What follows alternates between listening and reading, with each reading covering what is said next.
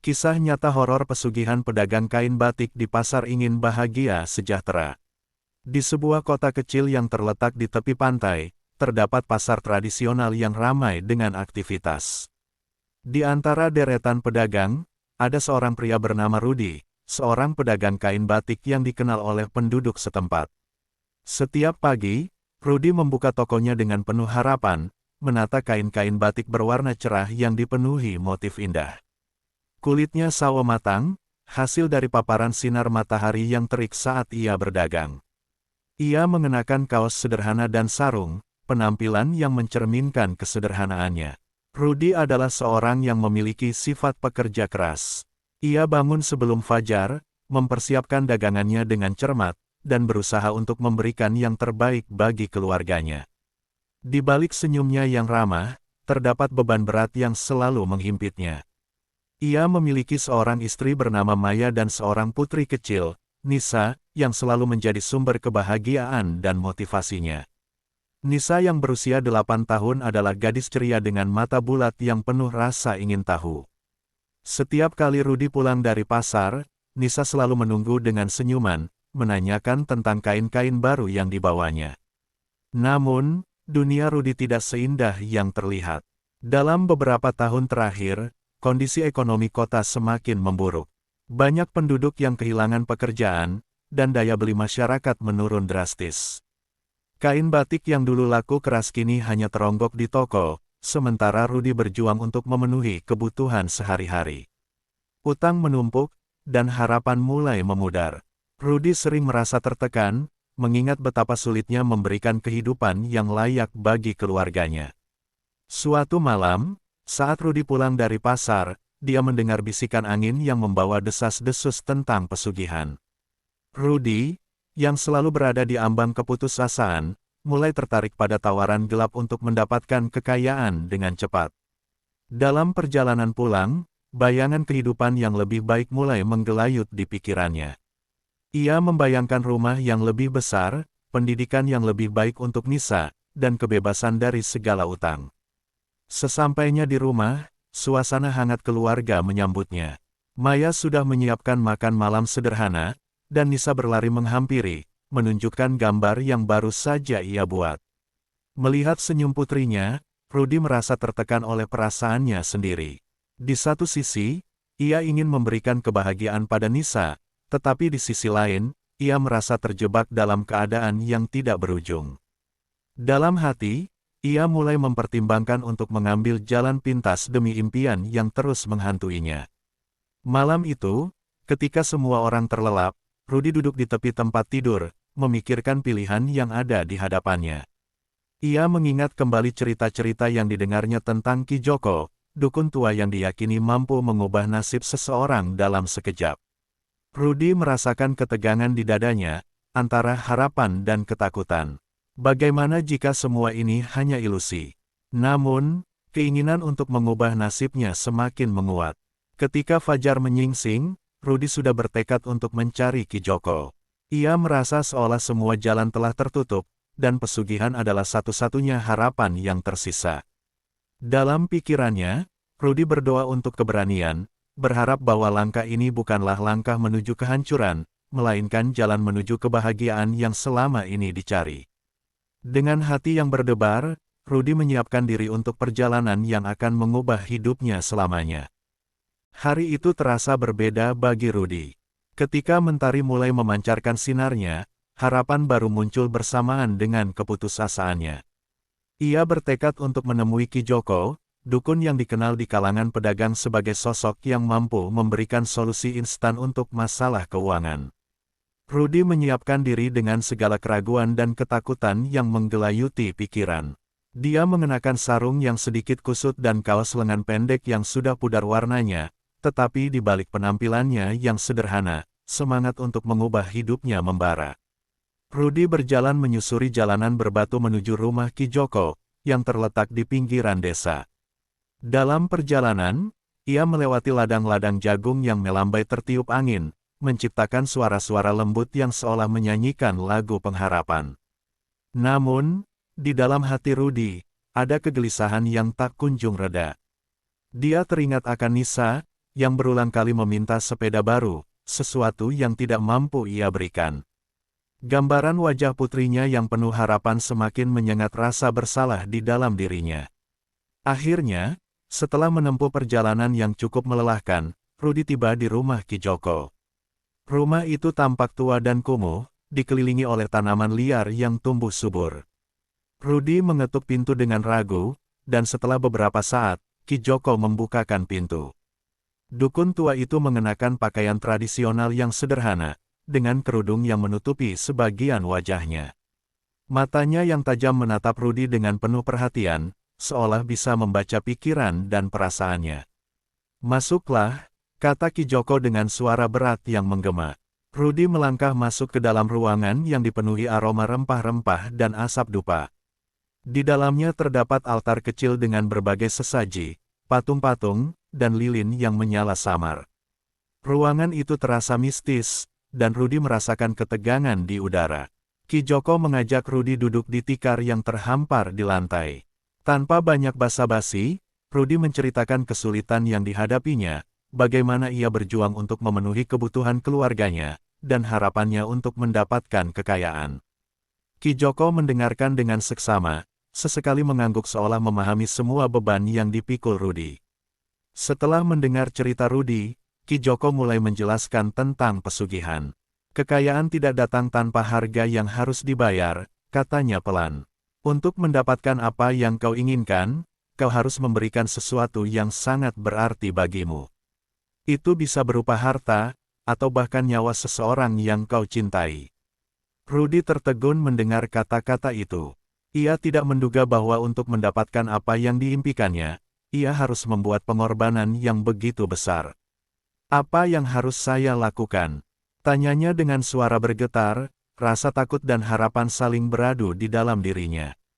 Ki Joko menjelaskan bahwa ritual harus dilakukan pada malam bulan purnama.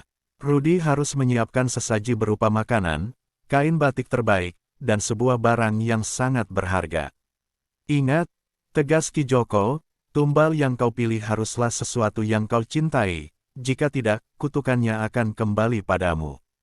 Dalam perjalanan pulang, Rudy merasa terombang-ambing antara ketakutan dan harapan. Ia berulang kali memikirkan Nisa, putrinya yang penuh semangat. Dalam benaknya, gambaran sepeda baru untuk Nisa muncul, dan ia bertanya-tanya apakah itu adalah tumbal yang harus ia korbankan. Rudy merasa terperangkap dalam dilema moral. Di satu sisi, ia ingin memenuhi impian putrinya, tetapi di sisi lain, ia tidak ingin kehilangan sosok yang paling berharga dalam hidupnya.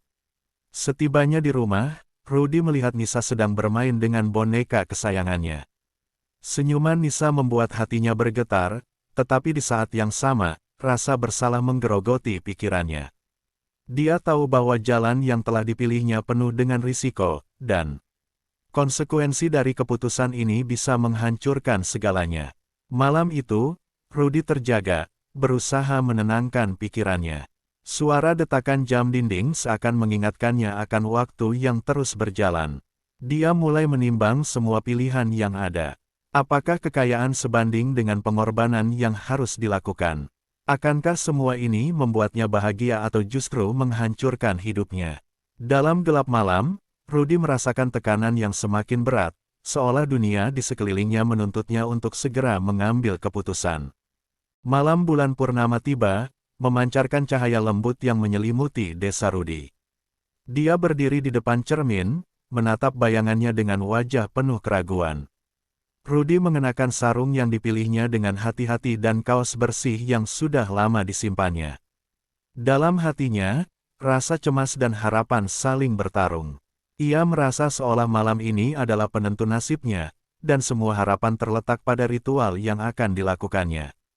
Setelah menyiapkan sesaji, nasi kuning, ayam goreng, beberapa potong buah, dan selembar kain batik terbaik yang diwariskan oleh neneknya, Rudy memeriksa semua barang yang harus dibawa.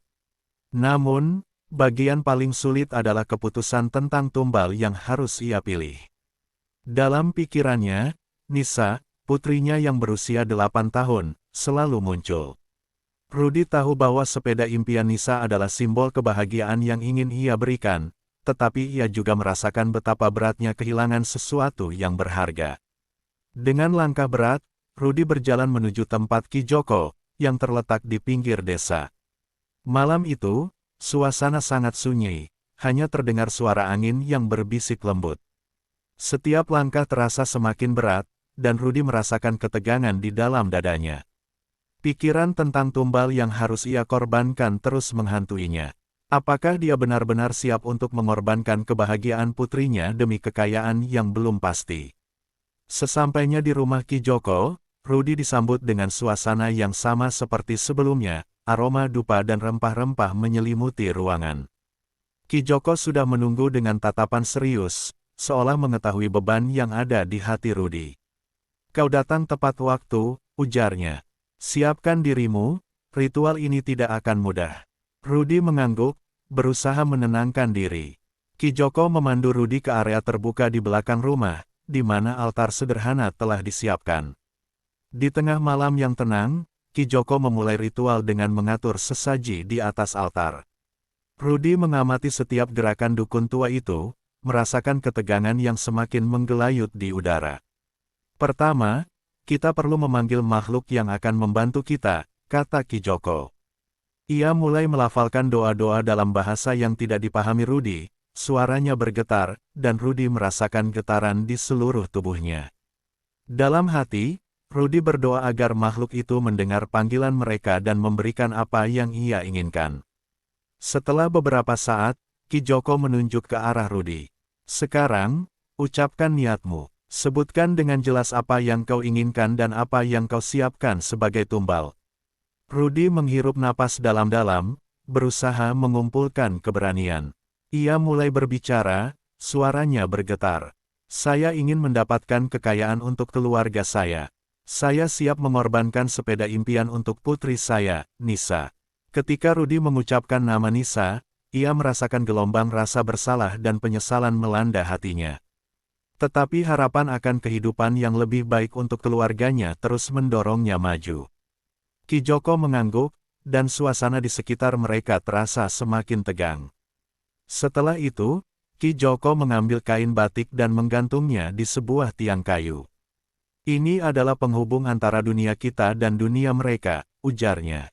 Rudy melihat dengan saksama saat Ki Joko mulai menyalakan lilin-lilin yang ada di altar, cahaya lembutnya menari-nari dalam kegelapan, menciptakan bayangan yang menakutkan di sekeliling mereka. Kemudian, Ki Joko mengambil sebatang pisau kecil dan mencelupkannya ke dalam air yang telah dicampur dengan rempah-rempah.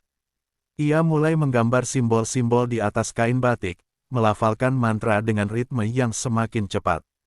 Rudy merasa jantungnya berdegup kencang, seolah merasakan ada sesuatu yang bergerak di dalam kegelapan. "Sekarang, kita akan melakukan pengorbanan," kata Ki Joko. Rudy menyiapkan diri, merasakan ketegangan di udara. Dengan tangan bergetar, ia meletakkan sepeda kecil yang telah disiapkan di altar, menatapnya seakan berpamitan. Air mata mulai menggenang di pelupuk matanya. Ia tahu saat ini ia sudah melampaui batas antara harapan dan kehampaan. Ki Joko mengambil pisau dan menggoreskan sedikit darahnya ke atas kain batik sebagai simbol pengorbanan. Rudy merasakan kehangatan darah yang menempel di tangannya, dan suasana di sekitar mereka mulai berubah. Angin bertiup kencang dan suara gemuruh dari kejauhan menyeruak ke dalam kesunyian malam, seolah alam mengingatkan mereka akan kekuatan yang sedang dipanggil. Tiba-tiba, Rudy merasakan kehadiran yang kuat di sekelilingnya. Suara bisikan lembut mulai memenuhi udara, dan sosok samar dengan mata merah menyala muncul di hadapannya. Rudy terperangah, jantungnya berdegup kencang, dan rasa takut menyelimuti seluruh tubuhnya. Ia tahu bahwa makhluk yang ia panggil telah datang. Ki Joko mulai berbicara dengan sosok itu, dan Rudy hanya bisa terdiam mendengarkan. Dalam hati, ia berdoa agar semua ini membawa berkah, namun sebaliknya, ia juga merasakan ketakutan yang mendalam. Apa yang akan terjadi selanjutnya? Apakah pengorbanannya akan terbayar, atau justru akan membawa malapetaka bagi dirinya dan keluarganya? Dalam kegelapan malam, Rudy merasakan bahwa perjalanan ini baru saja dimulai, dan konsekuensi dari keputusan yang diambilnya akan segera terungkap. Ritual yang dilakukan Rudy berlangsung di malam bulan purnama, saat cahaya bulan bercahaya terang, menciptakan suasana mistis di sekelilingnya. Setelah sosok dengan mata merah itu muncul, suasana semakin tegang. Rudy merasakan ketidakpastian yang mendalam, seolah ia telah membuka pintu menuju dunia yang tidak bisa ia kendalikan. Kijoko berbisik dengan suara rendah, berusaha menjalin komunikasi dengan makhluk itu, sementara Rudy hanya bisa berdiri terpaku, merasakan dingin menyelimuti tubuhnya. Sosok itu, dengan bentuk yang samar dan aura misterius, mulai berbicara dalam bahasa yang tidak dimengerti Rudy. Namun, Rudy merasakan setiap kata yang terucap seolah menggetarkan jiwanya. Kijoko, dengan penuh konsentrasi, menerjemahkan pesan dari makhluk itu. Dia menerima pengorbananmu, katanya, tetapi ingat, ada harga yang harus dibayar. Rudy mengangguk, namun ketakutan mulai menyelimuti pikirannya. Dalam hatinya, ia berpikir tentang Nisa, putrinya yang menunggu di rumah. Bagaimana jika semua ini berujung pada sesuatu yang mengerikan? Namun, harapan akan kekayaan yang bisa mengubah hidupnya terus memaksanya maju. Setelah beberapa saat, sosok itu menghilang, meninggalkan rasa dingin yang menusuk. Kijoko mengarahkan Rudy untuk menyelesaikan ritual dengan mantra penutup. Sekarang, kau harus menunggu hasilnya. Kekayaan akan datang, tetapi ingatlah untuk selalu bersyukur, ucap Kijoko. Rudy pulang dalam keadaan bingung, perasaannya campur aduk antara harapan dan ketakutan. Selama beberapa hari berikutnya, ia merasakan kehadiran sesuatu yang aneh. Di pasar, jualan kain batiknya tiba-tiba meningkat pesat. Setiap kali ia membuka toko, pelanggan berdatangan, membeli kain dengan antusiasme yang belum pernah ia lihat sebelumnya. Dalam waktu singkat, Rudy berhasil menjual lebih banyak daripada yang ia impikan. Uang mengalir deras, dan hidupnya berubah drastis. Ia mampu memenuhi semua kebutuhan keluarga, bahkan membeli barang-barang yang selama ini diinginkannya. Namun, di balik kesuksesan itu, Rudy mulai merasakan dampak dari perjanjian yang telah ia buat. Malam hari, ia sering terbangun dengan mimpi buruk. Sosok dengan mata merah itu muncul dalam mimpinya, menuntut sesuatu yang lebih dari sekadar sepeda. Rudy merasakan tekanan yang semakin berat, seolah ada sesuatu yang ingin ia ambil kembali, sosok Nisa yang selalu menghantuinya.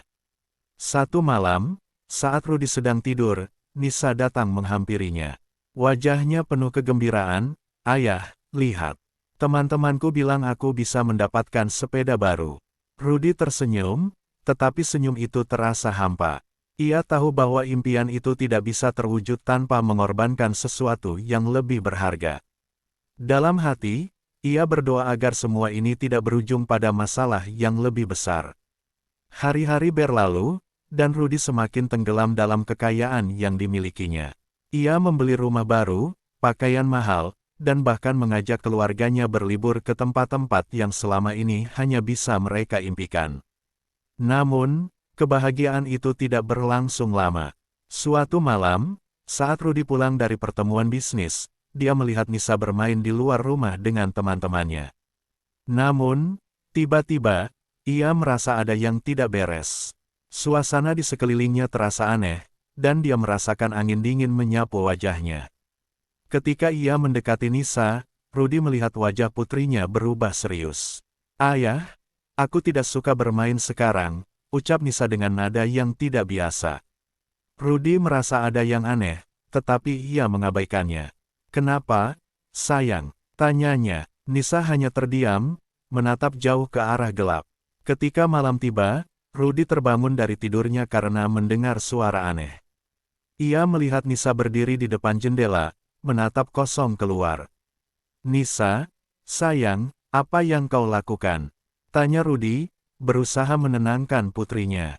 Namun, Nisa tidak menjawab, hanya menatap ke arah kegelapan. Rudy merasakan ketakutan yang mendalam. Ia mencoba membangunkan Maya, tetapi sang istri tampak terlelap, seolah tidak mendengar apapun. Dalam keadaan panik, Rudy berlari keluar mencoba mencari tahu apa yang terjadi. Saat ia keluar, sosok dengan mata merah itu muncul kembali di hadapannya, kali ini lebih dekat dan lebih mengancam. Dia adalah tumbalmu, bisik sosok itu. Rudy merasa jantungnya terhenti. Semua kekayaan yang didapatkan ternyata tidak gratis. Dalam sekejap, ia menyadari bahwa semua yang terjadi adalah akibat dari keputusan yang telah ia buat. Ia telah menjadikan Nisa sebagai tumbal, dan sekarang akibatnya mengancam kehidupannya. Rudy berusaha berlari menuju Nisa, tetapi setiap langkah terasa berat, seolah ada kekuatan yang menahannya. Saat ia akhirnya mencapai putrinya, Nisa menatapnya dengan mata kosong. "Ayah, aku ingin pulang," ucapnya pelan. Air mata mengalir di wajah Rudy saat ia menyadari bahwa semua ini adalah akibat dari keserakahannya. Dalam keputusasaan, Rudy berlari kembali ke Kijoko, berharap bisa membatalkan perjanjian yang telah ia buat. Namun, saat ia sampai di rumah dukun itu, Kijoko hanya bisa menatapnya dengan penuh penyesalan. Tidak ada yang bisa mengembalikannya, Rudy. Tumbal telah diambil. Rudy terjatuh, merasa dunianya runtuh di hadapannya. Ia telah kehilangan segalanya, kekayaan yang ia impikan, putrinya, dan yang lebih menyedihkan, jiwanya yang kini terpenjara dalam penyesalan. Dalam keheningan malam, Rudy menyadari bahwa semua yang ia miliki sekarang hanyalah kesedihan dan kesepian, bekas luka dari keputusan yang telah mengubah hidupnya selamanya.